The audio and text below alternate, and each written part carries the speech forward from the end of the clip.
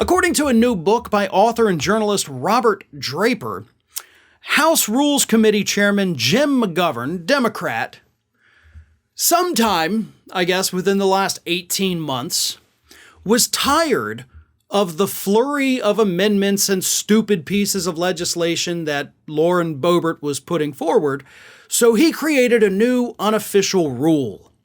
And according to Mr. Draper's new book, here's what it was. As McGovern would recall it, his response was, quote, "We have a new rule in the Rules Committee. If you're batshit crazy, you're not getting an amendment. I'm sorry, we're not doing this. We're not doing this. I'm not going down that road. I'm not going to be part of any effort to legitimize people who are fucking lunatics." I agree. I agree with every word you said. And of course, McGoverns statement there was in response to a Republican on the committee asking, why can't we consider this legislation from Lauren Bber? Because she's a lunatic, as McGovern put it, because she's an effing lunatic. She's batshit crazy. And she's put forward lots of weird legislation that's just, well, stupid. So I'm not even going to consider it when she occasionally comes across with something that seems reasonable. She's wasted our time too many times. And we're not going down that road. Now, of course, if you want, you could call this the Boebert Rule. But the Boebert Rule is not official, right? It's just kind of like his thing, his policy. Like, listen, I'm in charge. I can do what I want. I can take up what we want. And I don't want to deal with Lauren Bber. So we're not. But I think we need to take this a step further. I think we need to codify the Boebert Rule.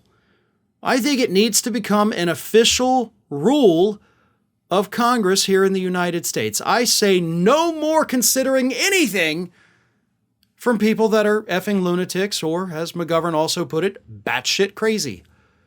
And I do think we ought to name it after Lauren Bber. But of course, if we did that, that would mean we couldn't consider anything from Marjorie Taylor Greene or Matt Gaetz or Jim Jordan or Louis Gohmert or pretty much anybody on the Republican side. So it's unlikely we could ever really codify that into law. But what is interesting here is that Lauren Bber is currently in the fight of her life to hang on to her House seat. There's two recent polls out. One shows her in a statistical tie with her opponent, Democrat Adam Frisch. The other shows Frisch 5 points ahead.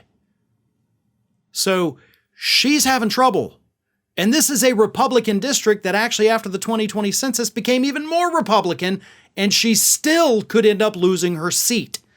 And stories like this, especially coming out, 3 weeks before the election, probably not going to help her campaign. This might actually be something that the Frisch campaign should jump on, right? Show the people in the district, if they don't already know, but I think they do, what the rest of the country thinks of this individual that they've sent to Congress. Because if they will not even consider any amendments or any legislation that Boebert puts forward, then the chances of that district getting anything out of their congressional representative drop down to zero. When nobody has respect for you because you don't have respect for the institution itself, you can't deliver for the people that sent you there to begin with. And that's the problem that Lauren Bber faces. So Frisch should seize on this, but he needs to do it in a way that doesn't make it seem like Democrats are punishing her. He needs to do it in a way that shows these voters in Colorado's 3rd Congressional District that she doesn't do anything for you because nobody takes her seriously because she's such a friggin' lunatic. That's what you need to show in this final campaign stretch. But I gotta say, in a Republican-controlled district, he's doing well even without this story. Hey everyone, this is Aspen. And did you know that for the low cost of $0 per day, you can subscribe to the Fair and Balanced YouTube channel?